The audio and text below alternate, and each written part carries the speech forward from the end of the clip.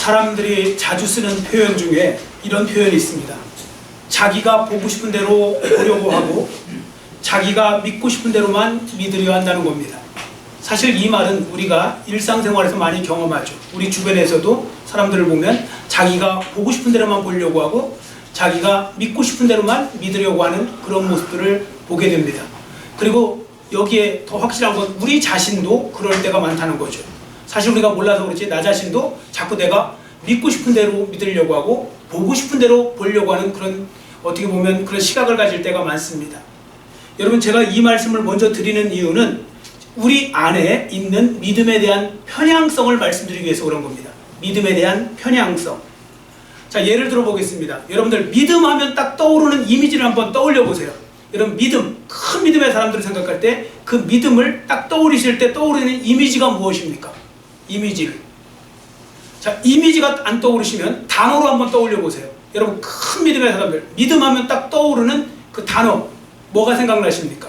믿음의 결과라든지 아니면 어떤 믿는 사람들의 모습을 통해 나타나는 믿음하면 딱 떠오르는 단어를 하나로 선택하신다면 뭐를 하시겠어요?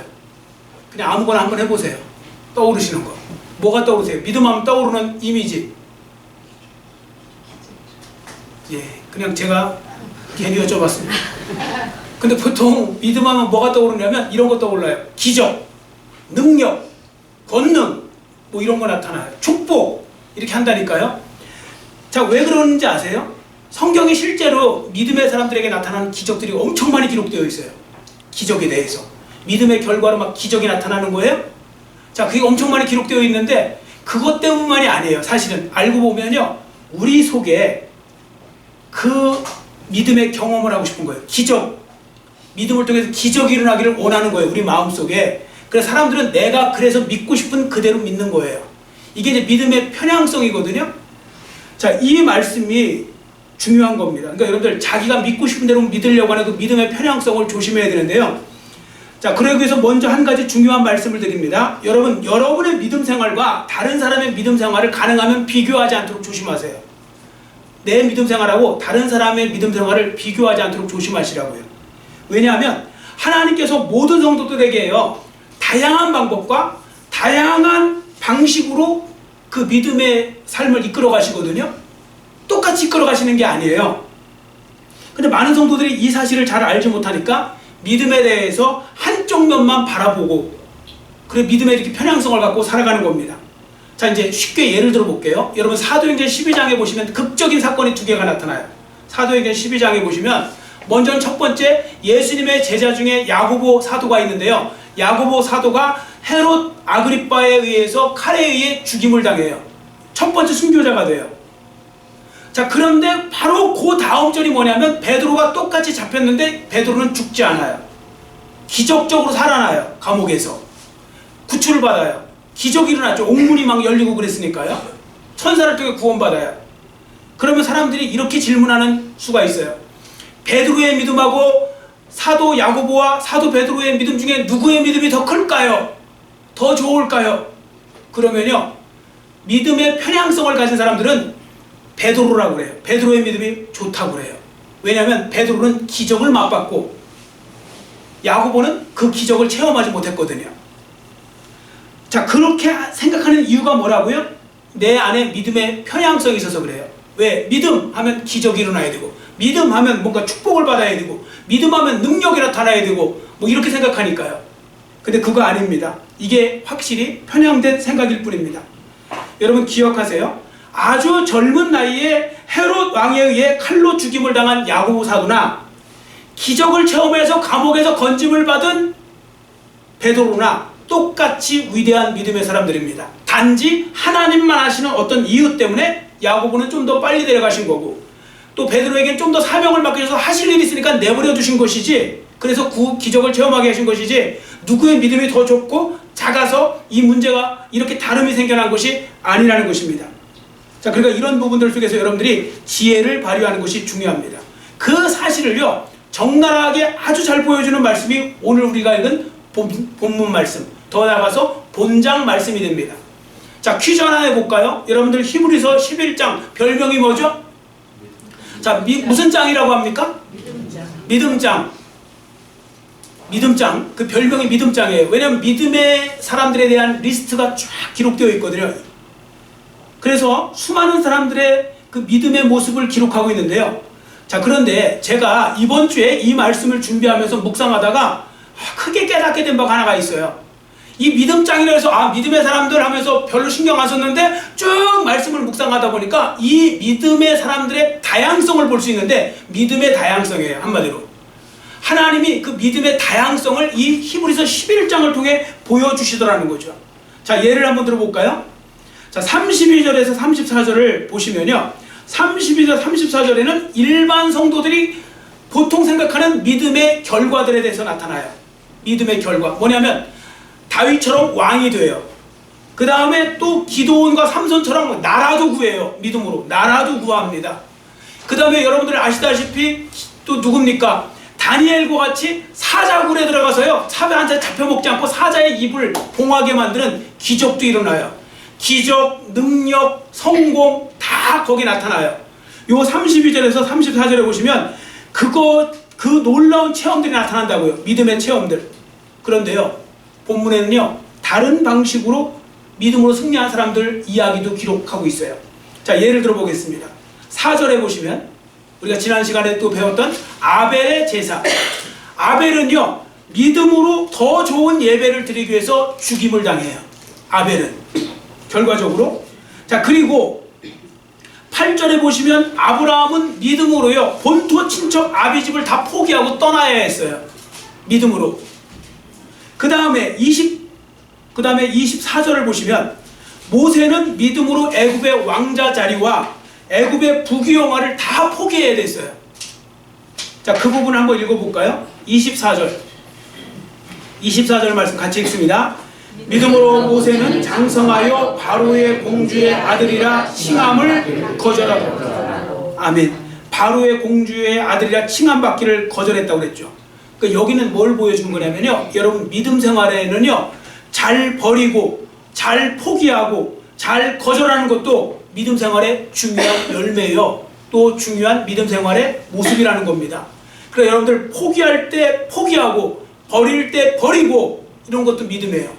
우리는 자꾸 믿음하면 기적을 체험하고 능력을 체험하고 능력을 받고 뭐 성공하고 이것만 생각하는데, 그게 아니고 잘 버리고 잘 내려놓고 또 죄악과 이렇게 떼고 뭐 이런 부분들을 잘하는 것도, 그것도 믿음의 좋은 모습이 되는 것입니다. 그런데요, 또 본문에 보시면 또 믿음의 또 다른 측면이 있더라고요. 그게 뭐냐면 이건요, 언뜻 세상 사람들이 보거나 성도들이 볼 때는 실패한 사람들처럼 보이는 믿음이에요. 실패한 사람들처럼 보여서 믿음의 모습으로도 안 보일 수 있는 거예요. 자, 그래서 제가 이 사람들을 이렇게 정의해 보고 싶거든요. 한번 저를 따라해 주시기 바랍니다. 패배자처럼 보이는 가장 멋진 승리자들. 아멘. 패배자처럼 보여요. 딱 눈에 볼 때는 그냥 무기력해 보이고 패배한 것처럼 보이는데, 그 사람들이 가장 승리한 자로서 이렇게 나타나는데, 이게 제 말씀이 아니라 하나님 말씀이 그들을 승리자로 인정하고 있다는 거죠. 그런데 이 말씀 있잖아요, 그게 오늘 우리가 읽은 말씀이에요. 35절에 40절. 요 말씀이요, 여러분 이거 믿음장이 없고 만약에 다른데 슬쩍 끼어 있잖아요, 많은 분들은 시시해서 보도 안 하실 거예요. 야, 이 사람들은 정말 믿음도 기도도 안 했나? 왜 이런 어려움을 당했지? 이 사람들은 믿음이 없었나? 왜 이렇게 고생만 했지? 이 사람들은 잘된 게 하나도 없네? 맨날 도망다니고 맨 핍박당하고 굶주리고 뭐 이렇게 속된 말로 거지같이 살았어? 이랬을 수 있어요. 그런데 이 사람들이요, 믿음장에 들어가 있어요. 그러면서 결론은 뭔지 아세요? 다윗과 삼손과 이런 사람하고 똑같이 믿음의 그 큰 믿음의 사람의 대열에 동반되어 들어가 있다는 겁니다. 이렇게 등반되어 있는 거죠. 자, 그런데 사람들은 왜 그 생각을 못한다고요? 앞에 말씀드린 믿음의 편향성 때문에. 믿음하면 기적, 승리, 능력, 권능 이런 것들만 생각하는데, 갑자기 본문을 보세요. 힘없이 감옥에 갇혀요. 조롱을 당하고 결박만 당하며 살아요. 날마다 먹을 것이 없어요. 굶주리고 살아요. 환난과 핍박으로 해서 여기저기 떠돌아다니며 살아요. 그럼 사람들 눈으로 볼 때 그런 사람들을 볼 때 그 사람들이 야, 믿음이 대단한 사람이라 이렇게 보지 않고 패배한 사람처럼 보인다는 거예요. 이 세상에서 나고자, 요즘 말로 하면 루저들처럼 보일 수 있다는 겁니다. 그런데 성경은 오히려 말씀하기를 그 사람들이 누구보다 믿음이 큰 사람이었다고 말씀하고 있다는 거죠. 자, 36절, 37절 우리 한번 같이 읽겠습니다. 36절, 37절 같이 읽습니다. 또 어떤 이들은 조롱과 채찍질 뿐 아니라 결박과 옥에 갇히는 시련도 받았으며 돌로 치는 것과 톱으로 켜는 것과 시험과 칼로 죽임을 당하고 양과 염소의 가죽을 입고 유리하여 궁핍과 환난과 학대를 받았으니 아멘. 여러분 이 말씀들이요 하나하나 보면 얼마나 이게 참 힘들고 이게 끔찍한 말씀인지 모릅니다. 자, 예를 들어 보겠습니다. 돌에 맞아 죽은 사람 나오죠. 대표적인 사람이 누구냐면 대제사장 여호야다의 아들 스가랴 선지자가 돌에 맞아 죽었어요. 또 톱에 켜서 죽임당한 사람이 누구냐면 이사야 선지자. 여러분 잘 아시는 이사야의 말씀. 이사야 선지자는 어떻게 죽었냐면요 톱으로 켜서 죽였어요. 끔찍하죠. 자, 그 다음에 37절 중반절 보세요. 양과 염소의 가죽을 입고 유리하는 사람들이 나와요. 이게 뭐냐면요 핍박을 피해 도망다니다 보니까 광야 같은 데를 가다 보면 뜨겁잖아요 햇빛이. 그러니까 가릴 것이 없으니까 염소 양가죽 같은 걸 얻어갖고 우리말로 하면 거적대기 그거 갖고요 덮고 그냥 다닌 거예요. 이렇게 저렇게 처량하게. 자, 그런 모습들. 자, 이 사람들 모두는요 37절 끝부분에 보세요. 이 세상을 살아가는 동안에 궁핍과 환난과 학대를 받으며 살았던 사람들이라고 분명히 기록하고 있죠. 그래서 보통 사람들이 볼 때는요 하나도 매력적으로 안 보여요. 여러분 주위에 계속 고난당하고 환난당하고 핍박당하고 어려움당하고 그렇게 그냥 지질이 궁산처럼 사는 사람 보면 여러분들 매력 있습니까? 없죠. 왜? 우리의 믿음의 편향성이 있어서 그래요. 그러니까 우리 모두는 이 말씀을 잘 기억하고요 믿음 생활에 대해 편향적인 모습이 생겨나지 않도록 조심하셔야 됩니다. 왜냐하면 그 사람들을 오히려 성경은요 믿음이 큰 사람들로 그리고 믿음의 반열에 올려놓고 있다는 것입니다. 자, 그런 의미에서 오늘 말씀은 실패한 것처럼 보이는 믿음의 승리자들에 대해서 오늘 읽은 말씀을 중심으로 말씀을 드리도록 하겠습니다. 자, 앞에 말씀드린 바와 같이 본문에 기록된 사람들은요 이름도 안 나와요.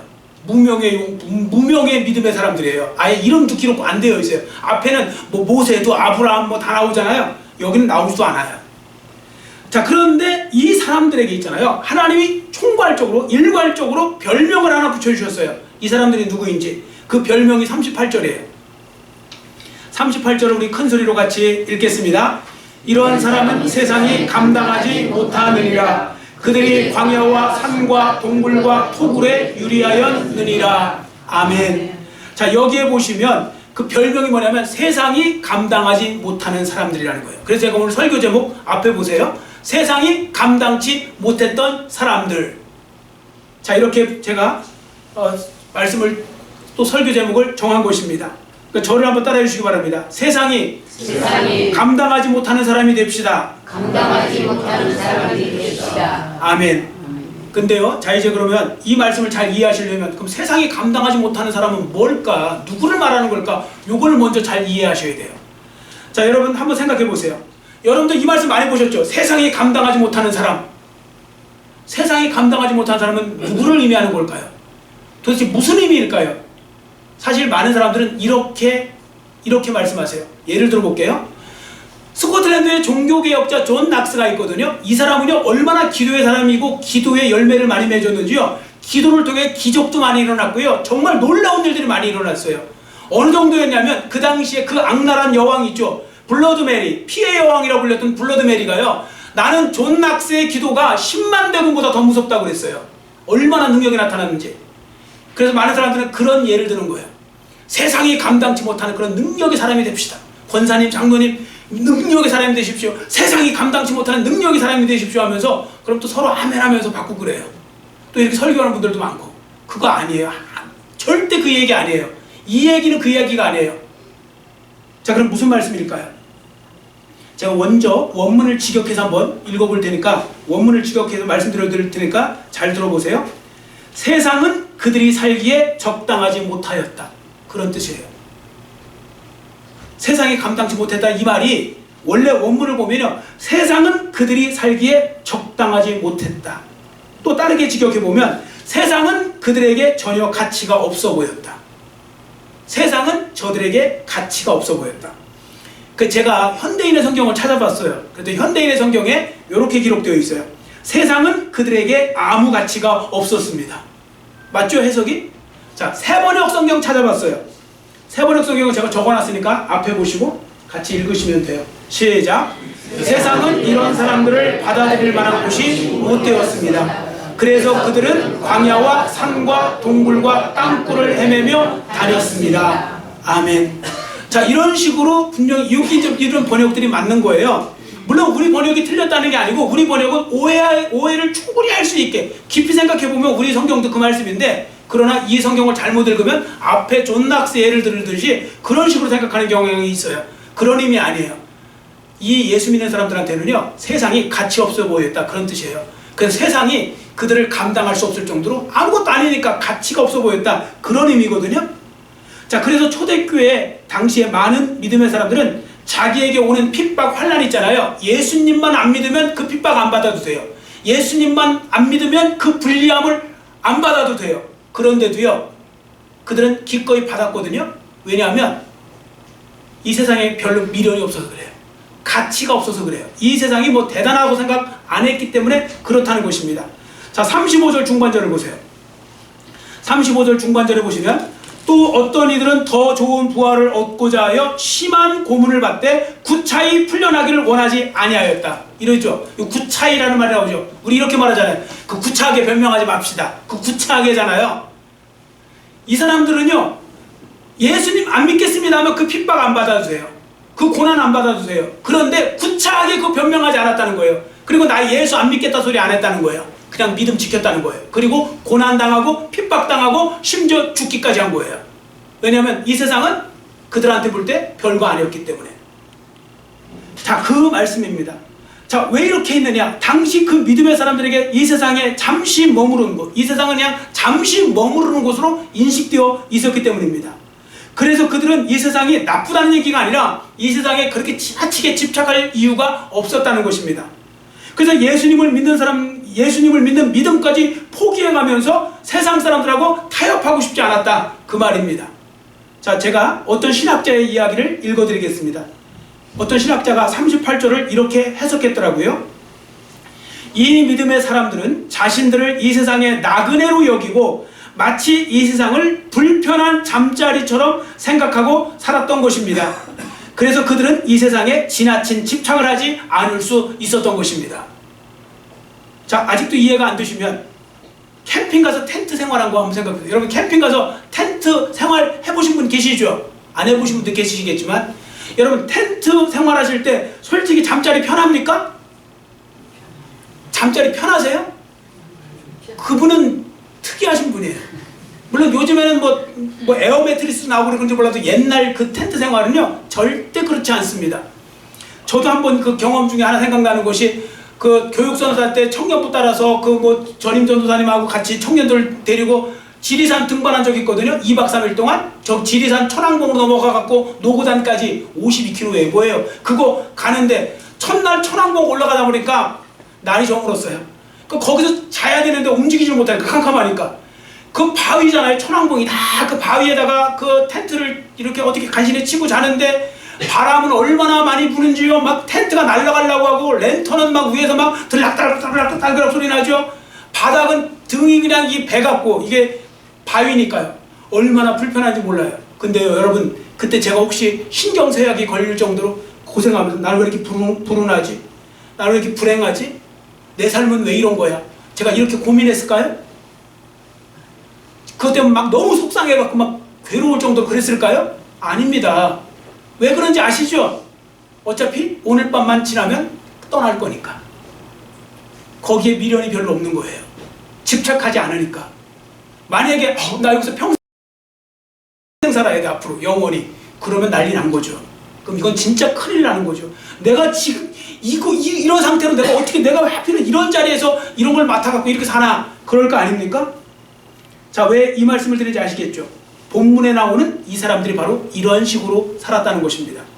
이 세상을 이런 식으로 생각하며 살았던 것입니다. 그들에게 있어서 이 세상은요, 그냥 잠시 살다가 떠나는 그냥 나그네 처소였던 거예요. 마치 텐트 생활에 큰 가치를 부여하지 않는 것처럼, 그래서 이 믿음의 사람들도요, 잠깐 머물다 떠나가는 이 세상에 큰 가치를 부여하고 거기에 집착하고 살지 않았다는 것입니다. 자, 그러니까 한번 생각해 보세요. 이런 사람들이요, 누가 제일 답답해하고 속상해할까요? 누가? 마귀요. 마귀는요, 사탄은 이런 사람들이 제일 답답하고 속상해요. 이런 사람들 보면. 왜냐하면 마귀의 특징이 뭐냐? 디아블로스, 이간질, 중상자, 모략자 이런 뜻이거든요. 뭐 고소자. 그래서 마귀가 하는 일은 뭐냐면 자꾸 유혹해갖고 하나님으로부터 떼내는 거예요. 믿음 생활을 떼내는 거예요. 믿음 생활 좀 하려고 그러면 여러 가지 유혹을 통해서 이렇게 떼어내요. 마귀가 하는 일이, 맨날 하는 일이 그거예요. 마귀가 그걸 잘 알아요. 마귀가 영물이에요. 얼마나 똑똑한지 몰라요. 그래서 그동안 간교한 마귀가 많은 성도들을 유혹할 수 있는 비결을 하나 알고 있었는데, 그 비결이 뭐냐면요, 사람들이 대부분 다 세상에 대한 갈망이 충만하다는 걸 알고 있는 거예요. 세상에 대한 갈망으로 많은 사람들이, 뭐 물론 말로는 고상하게 얘기하죠. 뭐 별거 아닙니다. 뭐가 별겁니까? 뭐 세상이 별겁니까? 사는 게 별겁니까? 이러지만 정작 그들의 마음속에는요, 그 세상에서 잘 되고 싶은 그 간절한 마음이 그 강하다는 걸 알고 있다는 거예요. 마귀는. 그래서 고기에다가요, 아궁이에 불 있을 때 기름만 조금 끼얹으면 막 불이 활활 타오르죠. 그런 것처럼 조금만 마귀가 건들면요, 거기에 속수무책으로 다 빠져들어오는 걸 알고 있다는 거죠. 마귀가. 그러니까 성도들의 갈망하는 내용을 갖고 공격을 하니, 그걸 갖고 유혹을 하니 어떻게 안 넘어갈 수 있겠습니까? 자, 그러면 여기서요, 중요한 거, 세상 사람들이 가장 갈망하는 건 무엇일까요? 세상 사람들이 가장 갈망하는 거. 저는 이 질문에 대한 답을 리처드 포스터 목사님의 책 제목으로 소개하려고 그래요.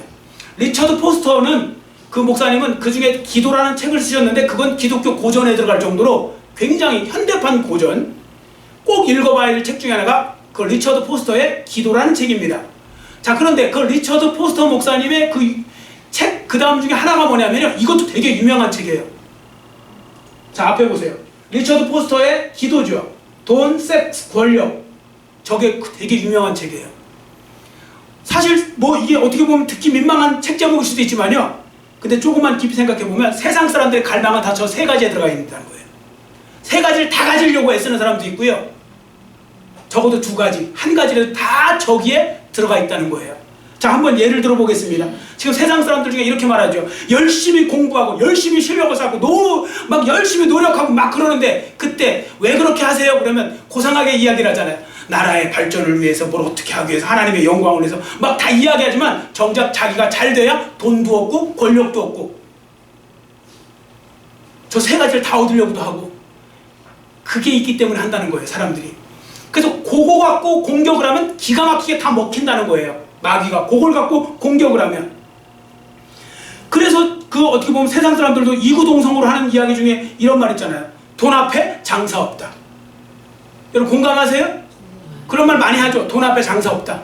그 대단한 사람들도 돈 앞에 장사 없고요, 권력 앞에 장사 없고, 뭐 이렇게 나오는 것이 그렇다는 거예요. 그러니까 그 인간의 갈망이라는 거예요. 이 타락한 인간의 그 죄성에서 나오는 갈망이 이게 너무 강했는데, 그걸 마귀가 너무 잘 알고 그걸 건든다는 거예요. 그래서 그걸 가지고 공격을 하는 거죠. 사람들은요, 특히 여러분도 한 가지 참고로 아셔야 될 게, 마귀는요, 그 중에서도 그 사람이 또 더 단점인 거 알아요. 더 약한 부분 있잖아요, 사람이. 그걸 갖고 꼭 건드려요. 돈에 약한 사람들은 저 셋 중에서 돈을 갖고 공격을 해요. 유혹을 해요. 섹스, 성에 약한 사람은 성을 갖고 공격을 해요. 권력을 갖고 공격을 해요. 뭐 명예심에 빠진 사람은 명예를 갖고 공격하고. 자, 그런 부분들이 다 들어간다는 거죠. 자, 그런데요, 이거랑 세계에 상관 하나도 없이 사는 사람이 있어요. 그 사람들이 오늘 본문에 나온 이 사람들이에요. 이 사람들은 예수님만 안 믿는다 그러면 돈, 섹스, 권력 다 얻을 수 있는 거예요. 그런데 안 하는 거예요. 어차피 나는 관심 없어. 나는 이 세상이 중요하지 않아. 이러면서 하니까 마귀가 속된 표현으로 미치고 환장할 노릇 아니겠습니까? 뭐 건들려고 해도 뭐 넘어가야죠. 여러분, 사람이 건들려고 해도요, 뭐 이렇게 유혹을, 욕심이 있어야 건드리면 넘어가는 것이지, 욕심 없는 사람은 넘어갈 것도 없어요. 아무것도. 그래서 바로 이 본문에 그 사람들이 저 모든 거에 자유롭고, 오히려 자기는 이 세상은 그냥 지나가는 과정이니까 나는 예수님 잘 믿고 믿음 생활 잘하다가 천국 가야지. 이 믿음으로 살았다는 거예요. 그래서 구차하게 심한 고문을 당해도, 심한 고문 당하면 죽을 수도 있잖아요. 그래도 그걸 변명하지 않고, 핑계대지 않고, 합리화하지 않고 그렇게 나아갔다는 것입니다. 자, 그러면 왜 신앙인들은 세상 것에 대해 별로 가치를 두고 살지 않았는지 그 이유를 아셔야 될 거 아닙니까? 여러분, 사람이요 다 뭐에는 이유가 있는 거예요. 이 사람들도 이렇게 사는 이유가 있겠죠. 자, 그 이유가 뭐냐? 첫 번째, 이 믿음의 사람들은요 더 좋은 부활을 진짜로 믿은 사람이었기 때문에 그럽니다. 더 좋은 부활을 믿은 사람. 자, 이 말씀을 이해하시려면 35절을 보셔야 됩니다. 35절 같이 우리 큰 소리로 35절 읽겠습니다. 여자들은 자기의 죽은 자들을 부활로 받아들이기도 하며 또 어떤 이들은 더 좋은 부활을 얻고자 하여 심한 고난을 받되 구차히 풀려나기를 원하지 아니하였으며. 아멘. 자, 그 앞부분 보세요. 여자들이 자기의 죽은 자들을 부활로 받아들였다. 요거 딱 떠오르는 사건 있죠. 구약의 엘리야 선지자와 엘리사 선지자를 통해서 사르밧 과부와 수넴 여인 아들이 죽었다가 살아났어요. 근데요 여기에 보면 더 좋은 부활이라고 그랬죠. 왜 갑자기 더 좋은 부활이라는 표현을 썼냐면 요 앞에 건요 죽었다가 살아났다가 다시 죽었어요. 이 사람들은, 이 아들들은. 그래서 엄밀히 말하면 이건 부활이 아니에요. 이건 뭐냐면 소생이에요. 소생했다고 그러는 거예요. 그래서 그걸 구분하기 위해서 부활, 더 좋은 부활. 왜냐면 진짜 부활은 여러분들 죽었다가 죽으실 거란 말이에요. 여러분들이. 그리고 그리스도 안에 살아나실 거란 말이에요. 다시 안 죽어요. 그러면 여러분들이 환호를 하셔야 돼요. 지금 사실은 진짠가? 뭐 이러면서. 그러니까 세상에 집착하는 거예요. 여러분, 우리가요 지금 죽었다가 다시 살아나는데 그게 부활체를 입거든요. 그럼 영원히 죽지 않는 줄 믿으시기를 축원합니다. 이게 안 믿어지시면요 이거 믿어지실 때까지 기도하세요. 이거 안 믿어지시면 신앙생활하기 어려워요. 여러분, 교회 다닌다고 뭐 더 돈을 잘 벌습니까? 교회 다닌다고 뭐 더 높은 자리에 올라갑니까? 아무것도 없어요. 교회 다니면 힘만 들고 시간 빼앗기고 물질 들여야 되고 뭐 힘만 들죠. 우리에게 진짜 있는 건 천국이 있기 때문에 그렇게 하는 거예요. 그리고 우리가 그 천국에서 부활체를 입고 산다는 거. 저는 이 믿음이 있어요. 저는 이 믿음이 분명합니다. 그래서 더 강하게 말씀을 드리는 거예요. 그런데 초대교회 이 성도들도 그 믿음이 있었기 때문에 세상에 너무 미련두지 않고 그렇게 살았다는 거예요. 자, 더 좋은 부활이라고 있습니다. 여러분들도 이 진짜 부활을 믿고 살아가는 하나님의 자녀들 되시기를 축원합니다. 아멘. 그러면 마귀가 아무리 유혹해도요 넘어갈 일이 없어요. 안 넘어가요. 자, 두 번째, 이 믿음의 사람들은요 소유에 집착하지 않고 자족하는 삶을 살았대요. 소유에 집착하지 않고 자족하는 삶을 살았는데 37절을 우리 한번 같이 읽겠습니다. 37절 같이 읽습니다. 돌로 치는 것과 톱으로 켜는 것과 시험과 칼로 죽임을 당하고 양과 염소의 가죽을 입고 유리하여 궁핍과 환난과 학대를 받았으니. 아멘. 이 사람들이요 부활체를 입고 더 좋은 부활을 믿고 살다 보니까 이 사람들이 아까 말씀드린 대로 신앙까지 포기해가면서 하나님 앞에 그렇게 합당하지 못하게 그러니까 합당하지 못하게 살려고 하지 않았다는 거예요. 여러분, 천국에 대한 믿음이 있잖아요. 그러면 이 세상에서 자족하게 돼요. 자족하다는 말은 뭐냐면 주신 거에 대해서 만족하고 사는 거예요. 근데 사람들이 자꾸 하나를 더 쌓아놓고 막 쌓아놓고 하고, 그건 뭐냐면 욕심 때문에 그런 건데, 그 욕심은 뭐냐면 천국에 대한 그게 없어서 그래요. 사람은요 자족할 줄 알아야 되는데, 바울이 그랬잖아요. 나는 자족할 줄 안다. 주신 것에 대해서. 그리고 그럼 이 사람들이 그럼 돈이 없어도 된다 이 말이냐? 아니요. 이 땅을 살면 돈도 필요해요. 그러나 돈의 목적이 달라요. 돈은요 수단으로 쓰는 것이지 돈 자체가 목적이 되면 큰일 나요. 사람들 중에는 돈이 목적인 사람이 많아요. 돈 때문에 그래서 사람도 죽이는 거예요. 돈 때문에 나쁜 일도 하는 거예요. 왜? 돈이 목적이 돼버리니까. 돈은 수단이에요. 하나님을 잘 섬기고 우리가 이 땅에서 하나님의 영광으로 살아가기 위한 수단이 되어야 될 뿐인 거예요. 돈을 사랑하는 마음이 일만하기라고 그랬어요. 일만하게 뿌리가 된다고 그랬어요. 분명히. 자, 그런 부분들 속에서 돈 때문에 악해지고 돈 때문에 거칠어지고 돈을 사랑해서는 안 된다는 것이죠. 근데 이 본문에 나온 이 사람들이 돈에 너무 집착하지 않았다는 거예요. 그냥 있는 대로 감사하면서 살았다는 거죠. 왜? 이들에게는 더 좋은 것이 기다리고 있으니까요. 더 좋은 나라가 기다리고 있으니까 그런 것입니다. 진짜 믿음 있는 사람들은 이 세상이 영원한 처소가 아니기 때문에 본문 40절에 보세요. 그 안에 보시면 본문 40절에 더 좋은 것을, 이런 표현이죠. 더 좋은 것을 바라보며 살았다는 것입니다. 자, 지금부터 저를 보세요. 성도들 중에 헛똑똑이가 되게 많거든요. 죄송한 이야기지만 헛똑똑이. 자, 헛똑똑이가 누가 헛똑똑인가? 제가 이제 말씀드릴 테니까 한번 저를 따라해 주시기 바랍니다.